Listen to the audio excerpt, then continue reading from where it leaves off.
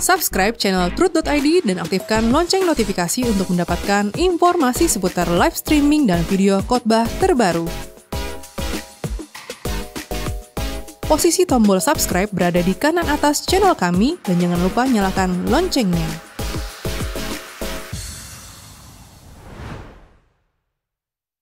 Shalom wanita surgawi, wanita yang dikasihi Allah dan yang mengasihi Allah.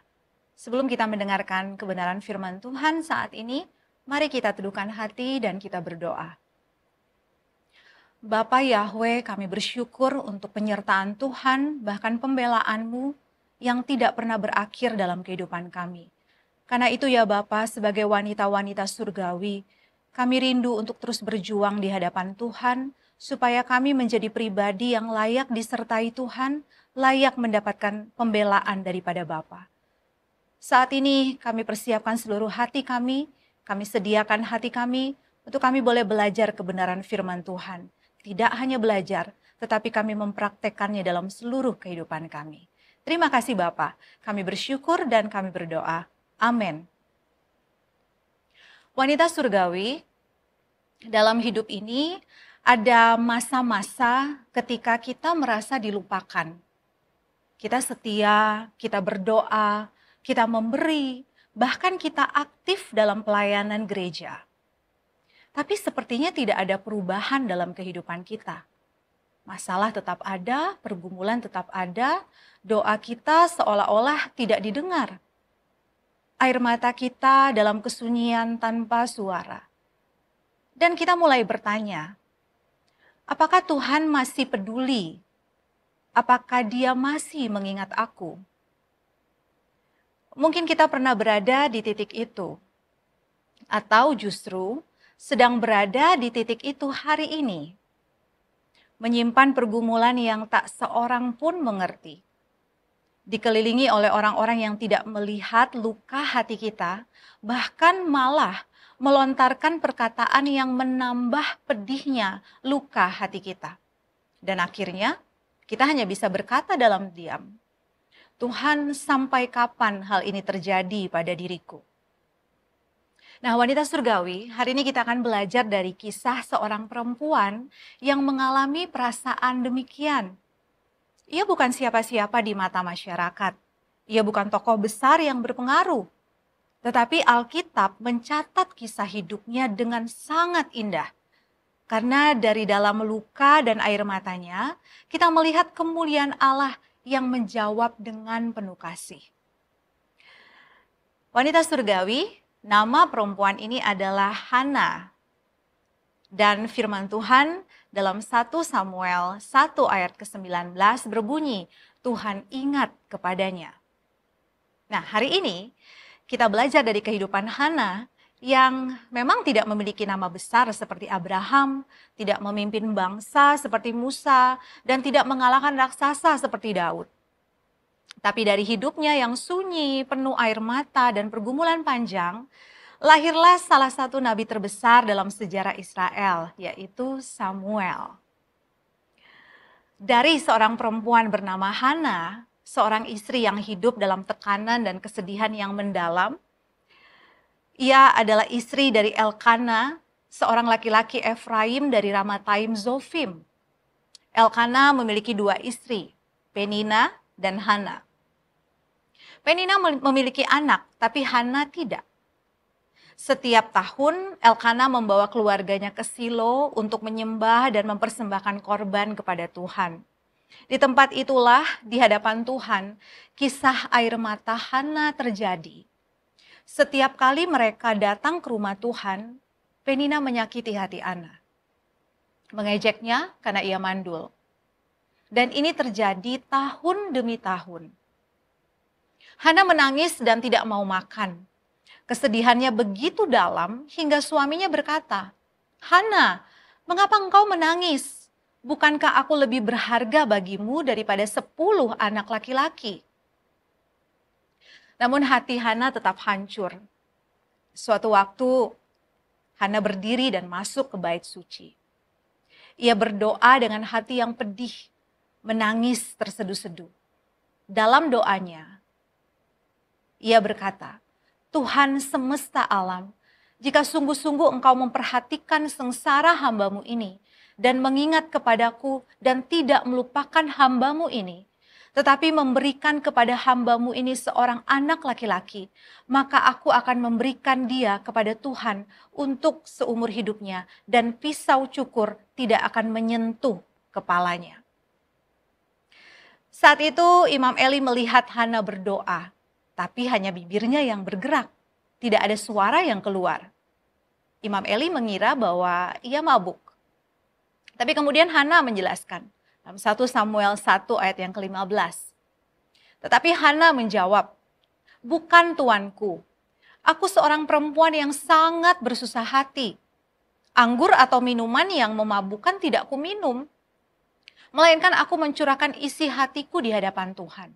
Ayat yang ke-16, "Janganlah anggap hamba-Mu ini seorang perempuan dursila, sebab karena besarnya cemas dan sakit hati, aku berbicara demikian lama." Kemudian jawab Imam Eli, "Pergilah dengan selamat, dan Allah Israel akan memberikan kepadamu apa yang engkau minta daripadanya." Setelah itu wajah Hana tidak muram lagi. Ia kembali ke rumah bersama suaminya.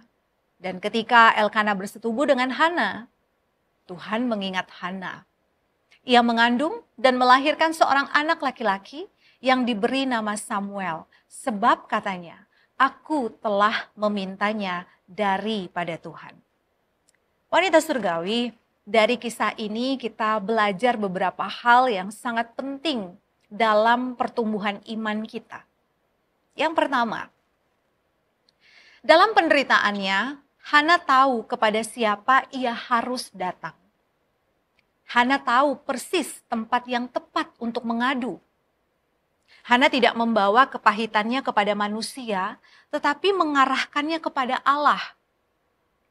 Ketika luka batin menyesakkan dan tidak ada orang yang mengerti, bahkan suaminya yang penuh kasih pun tidak sepenuhnya ternyata memahami isi hatinya. Hana tidak melawan, dia tidak membalas, tapi ia berdoa. Ia datang ke Silo, tempat kudus di mana umat Tuhan beribadah kala itu. Namun bagi Hana, Silo bukan hanya tempat ritual keagamaan, melainkan tempat curahan hati dan jiwa Hana. Di sana ia berdiri bukan dengan mulut yang lantang, tetapi dengan hati yang hancur. Ia tidak menyuarakan doa-doa biasa, tetapi Tuhan mendengar air matanya. Keteladanan Hana membuka mata kita tentang bagaimana seharusnya orang percaya merespon penderitaan, bahkan penderitaan batin di tengah dunia yang seringkali tidak adil dan tidak memahami. Ketika banyak orang memilih melampiaskan luka-luka mereka lewat kemarahan, keluhan di media sosial, atau bahkan menarik diri dari komunitas gereja, Hana mengajak kita untuk kembali kepada relasi dengan Allah melalui doa yang jujur dan penyembahan yang mendalam di tengah luka. Rumah Tuhan bukan hanya tempat untuk rutinitas liturgis, melakukan peribadatan hanya sebuah kewajiban, tetapi Allah mendesain ibadah sebagai ruang pemulihan jiwa bagi kita. Tempat di mana kita boleh datang apa adanya, dengan hati yang remuk dan harapan yang hancur. Dan kita kemudian belajar memahami bahwa Allah adalah Allah yang layak untuk dipercayai. Wanita surgawi, Tuhan sangat mengetahui keadaan kita, keadaan saya dan keadaan saudara. Ia mengenal setiap hati, setiap keluhan yang tidak terucap, dan air mata yang tumpah dalam kesunyian malam. Namun yang ia rindukan dari kita bukan kepura-puraan, melainkan kejujuran hati di hadapannya. Seringkali budaya di sekitar kita membentuk pola pikir bahwa kita harus selalu terlihat kuat. Ya, tidak boleh menangis dan sebisa mungkin menyembunyikan kelemahan agar tidak dipandang rendah. Tapi Allah tidak seperti manusia. Dia tidak menilai berdasarkan penampilan luar, melainkan menanti kita datang dengan kejujuran, dengan ketulusan, dan kerendahan hati. Ada satu ungkapan yang menarik sekaligus menyentuh hati saya. Tangisan yang jujur di hadapan Tuhan jauh lebih berharga daripada topeng kekuatan yang palsu. Saya ulangi, tangisan yang jujur di hadapan Tuhan jauh lebih berharga daripada topeng kekuatan yang palsu. Hana mengajarkan kita melalui kehidupannya bahwa ketika dunia menuntut kita untuk selalu tegar dan kuat, Tuhan justru mengundang kita untuk datang apa adanya.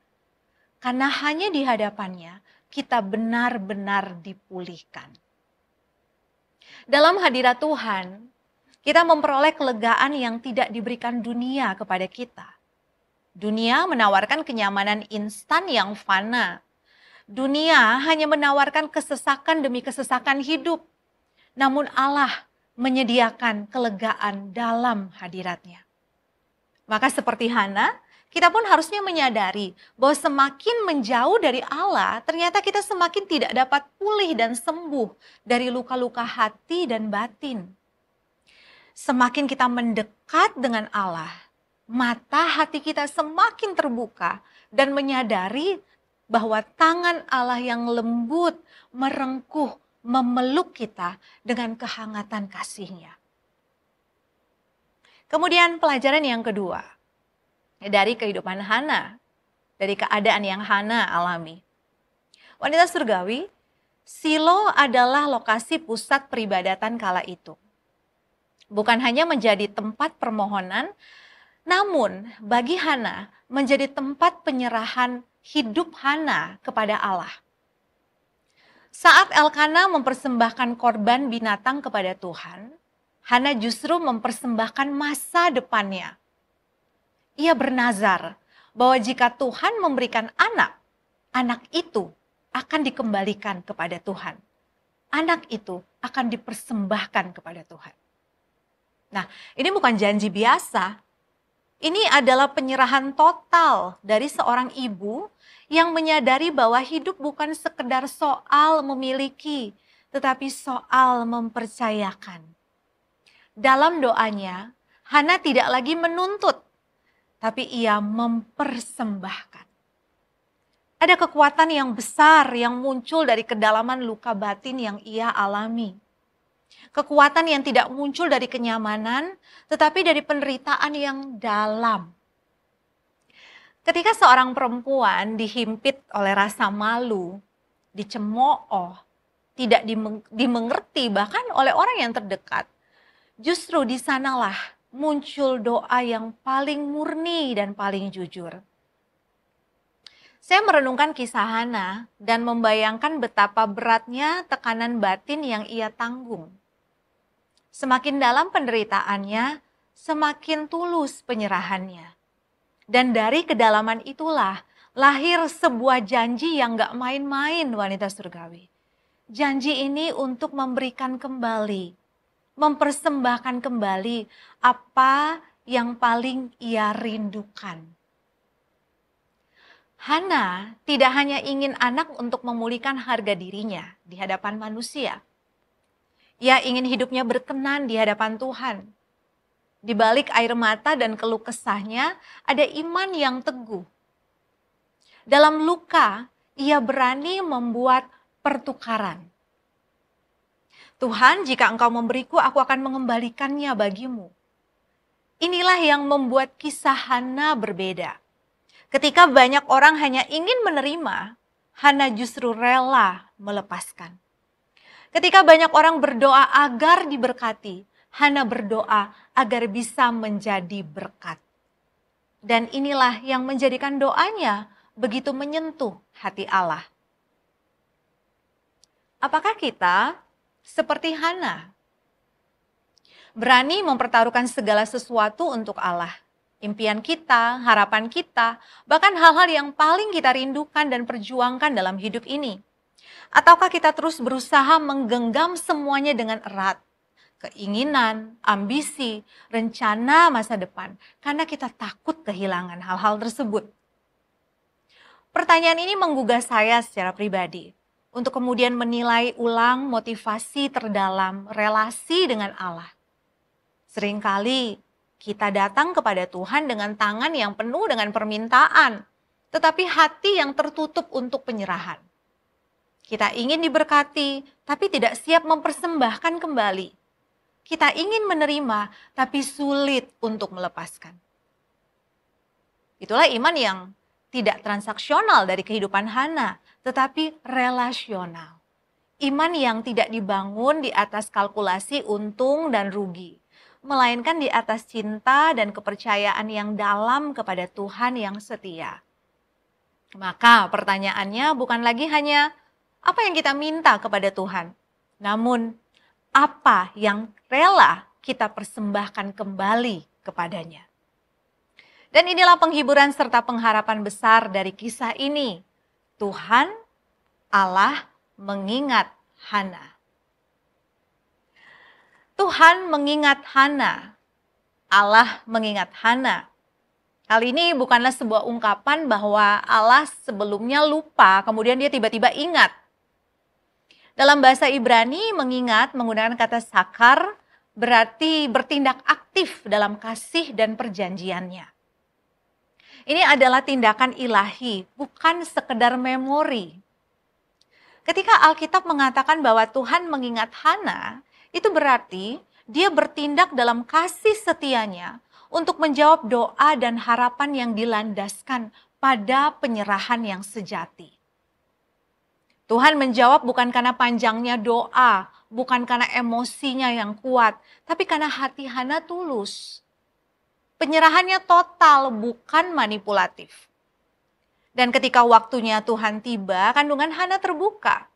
Dari rahim yang tadinya sunyi, lahir seorang anak yaitu Samuel yang kelak menjadi nabi besar bagi bangsa Israel.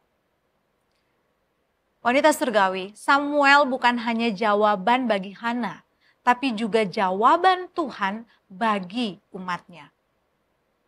Apa yang diberikan dengan tulus kepada Tuhan akan dipakainya untuk kemuliaan yang jauh lebih besar dari yang kita bayangkan.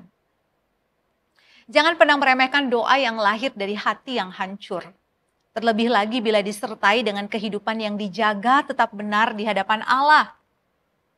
Doa yang murni keluar dari jiwa yang tunduk dan menyerah.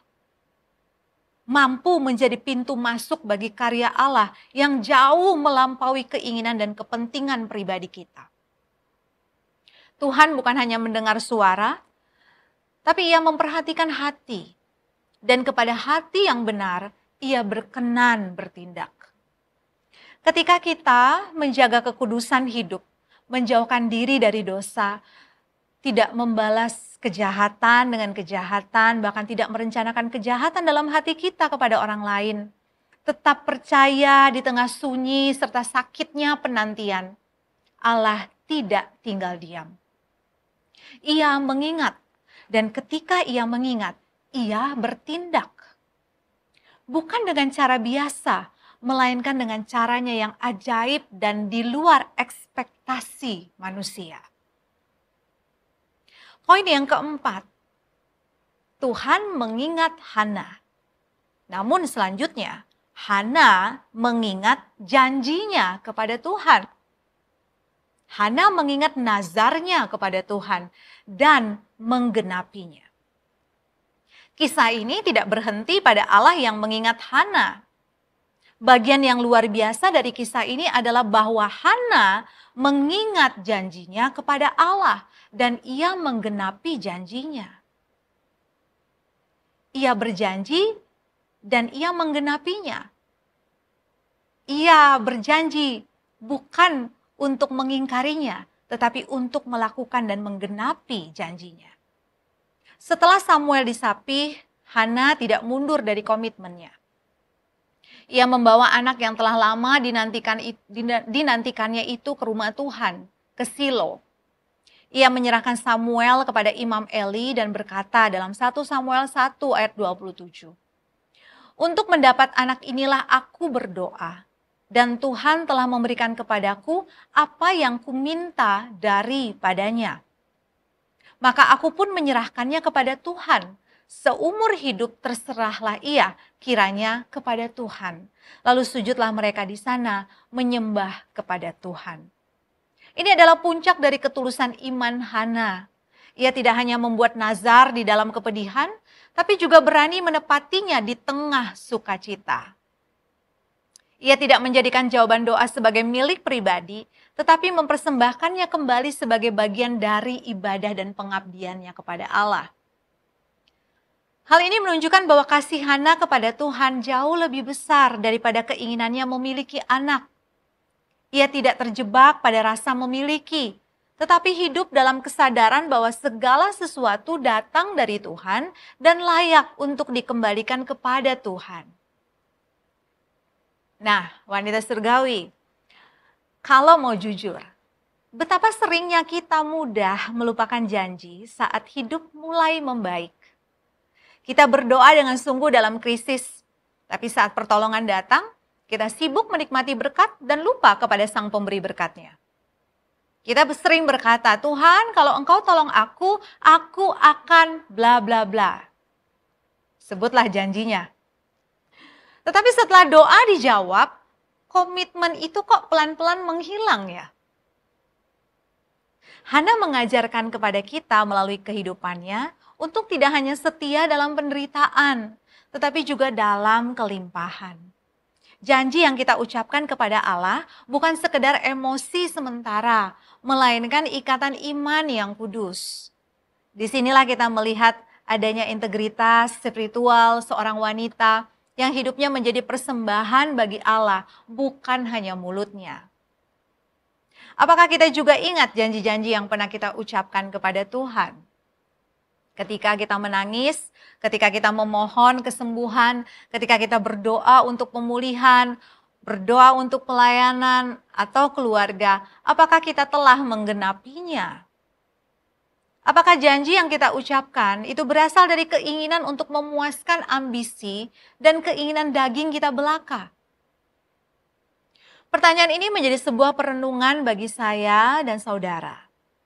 Bahwa janji kepada Allah akan menjadi sesuatu yang berharga dan bernilai kekal jika janji tersebut sesuai dengan rencana Allah. Mengapa Allah mengingat Hana? Karena Hana berbeda dari yang lain. Janjinya tidak lahir dari kemunafikan. Ketika banyak orang ingin menerima, Hana justru rela melepaskan.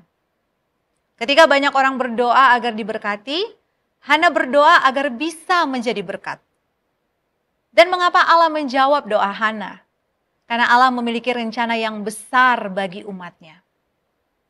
Sadarkah kita bahwa melalui penderitaan kita yang besar, bisa saja Allah sedang menitipkan rencananya yang besar pula. Sebuah rencana yang bukan semata-mata untuk keuntungan pribadi kita sendiri, tetapi untuk menyentuh kehidupan banyak orang dan mendatangkan kemuliaan bagi namanya. Seperti Hana, kita mungkin tidak langsung memahami jalan yang harus dilalui, tetapi justru di sanalah Allah sedang mempersiapkan kita untuk mengambil bagian dalam karyanya yang agung. Samuel bukan sekedar jawaban atas doa Hana. Ia adalah bagian dari jawaban Tuhan bagi umatnya.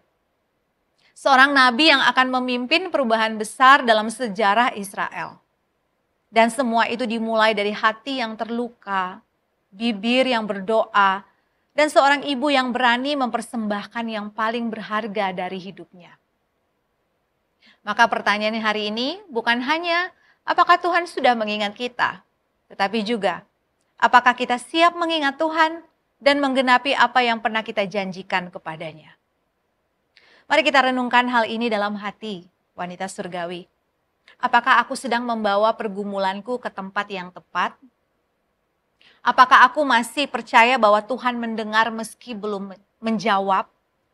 Apakah aku rela mempersembahkan kembali kepada Tuhan apa yang selama ini kuanggap milikku? Tuhan mengingat Hana adalah Tuhan yang sama hari ini. Dia melihat air mata kita, mendengar keluhan hati yang tidak terucap, dan tahu kapan waktunya menjawab. Bukan hanya untuk kita, tapi demi rencana Allah yang besar. Karena itu wanita surgawi, jangan menyerah, tetap setia. Kiranya kita tidak mencurigai Tuhan, karena Tuhan Elohim Yahweh, Ia layak dipercaya. Doa dari hati yang hancur, disertai dengan hidup yang benar yang kita jaga dengan benar, dengan bersih, dapat menjadi awal dari lahirnya karya besar Allah yang melampaui segala harapan kita dan ekspektasi manusia. Kiranya kita menjadi seperti Hana yang mengingat, menyerahkan, dan memuliakan Tuhan di dalam dan melalui kehidupannya. Selamat berjuang. Mari kita berdoa. Bapa Yahweh, kami bersyukur untuk firman-Mu yang mengingatkan setiap kami, dimanapun kami berada, apapun yang kami alami, bagaimanapun kondisi kami hari ini. Biarlah setiap penderitaan dan pergumulan air mata yang ada dalam kehidupan kami ini, kami serahkan seluruhnya ke dalam tangan Tuhan, karena sungguh hanya Engkaulah tempat perlindungan kami, tempat yang tepat untuk kami mengadu, dan kami mencurahkan isi hati kami. Tapi biarlah kami tidak memanjakan perasaan-perasaan seperti itu saja, namun kami terus berjuang untuk memperbaiki hati dan hidup kami. Sehingga kehidupan kami melalui penderitaan itu membentuk karakter kami dan kami menjadi berkenan di hadapan Allah. Biarlah setiap hari, setiap saat kami terlatih untuk peka akan kehendak Tuhan dan apa yang Tuhan inginkan dalam kehidupan kami. Berkati wanita surgawi dimanapun mereka berada, dalam pergumulan, masalah, bahkan sakit penyakit yang mereka alami. Biarlah dari seluruh kehidupan mereka, mereka boleh mempermuliakan nama Tuhan. Kehidupan kami semua boleh dinikmati oleh Tuhan dan sesama kami. Terima kasih Bapa, kami bersyukur dan kami berdoa. Amin.